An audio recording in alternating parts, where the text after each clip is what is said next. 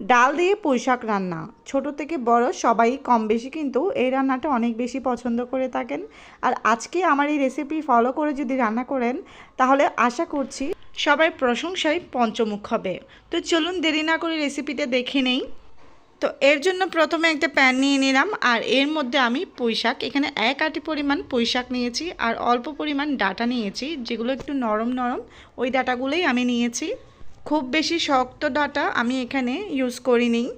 এরপর আমি এখানে দিয়ে দিব হাফ কাপ পরিমাণ মসুর ডাল। এই মসুর ডালটা আমি খুব ভালো করে ধুয়ে পরিষ্কার করে নিয়েছিলাম আর এটা প্রায় 5 মিনিটের মতো ভিজিয়ে রেখেছিলাম।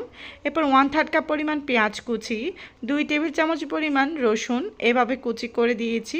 দিয়ে দিচ্ছি 4-5টা কাঁচামরিচ, এভাবে মাঝখান থেকে ফালি করে দিলে খুব ভালোভাবে ঝাল ছড়াবে।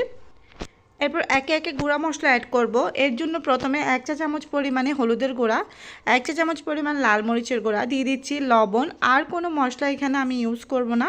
এবার এখানে প্রায় 2 কাপ পরিমাণ পানি দিয়ে এই সবগুলো মিশ্রণ একসাথে খুব ভালো করে মিশিয়ে নেব। ডাল, শাক, অন্যান্য মশলা সব কিছু একসাথেই মিশিয়ে নেওয়া হয়ে গিয়েছে।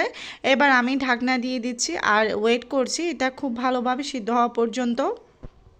5 মিনিট পর আমি ঢাকনাটা তুলে নিচ্ছি, একটুখানি নেড়েচেড়ে মিশিয়ে দিব আর দেখব কতখানি সিদ্ধ হয়েছে। এখনও আরও 5 থেকে 6 মিনিট এটা রান্না করতে হবে, তবেই কিন্তু এটা খুব ভালোভাবে সিদ্ধ হয়ে যাবে আর পানিটাও কিছুটা টেনে যাবে। আবারও ঢাকনা দিয়ে দিলাম, ফিরে আসছি প্রায় 6 থেকে 7 মিনিট পর। আর এদিক দিয়ে কিন্তু আমার ডাল এবং শাক দুটোই খুব ভালোভাবে সিদ্ধ হয়ে গিয়েছে আর সেই সাথে ডাঁটাগুলোও সিদ্ধ হয়ে গিয়েছে। এখন এই পর্যায়ে একটুখানি নেড়েচেড়ে মিশিয়ে নিচ্ছি আর আমি ঝোলটা ঠিক এই পরিমাণেই রাখবো।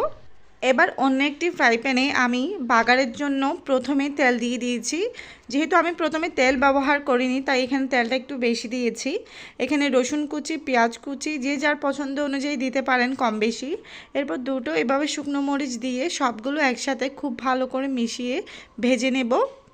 খুব ভালোভাবে যখন সুন্দর একটা কালার চলে আসবে তখন এটা আমি চুলা থেকে নামিয়ে সরাসরি সেই শাকের উপর দিয়ে দিব। আর এই বাগারটা দেওয়ার পর খুব বেশি রান্না করার আর প্রয়োজন নেই, আর 1 মিনিটের মতো আমি জাস্ট সিদ্ধ করে নিব। আর এগুলোও একসাথে খুব ভালো করে মিশিয়ে নিলেই কিন্তু আমার রান্নাটা একদম রেডি। এই সহজ এবং সিম্পল পদ্ধতিতে অবশ্যই একবার রান্না করে দেখবেন, আমার বিশ্বাস আপনারা নিরাশ হবেন না আর সবাই কিন্তু আঙ্গুল চেটে চেটে খাবে। তো সবাই অনেক বেশি ভালো থাকবেন, আমার জন্য দোয়া করবেন। সবাইকে অনেক অনেক ভালোবাসা জানাচ্ছি, সবাই ভালো থাকবেন। আল্লাহ হাফেজ।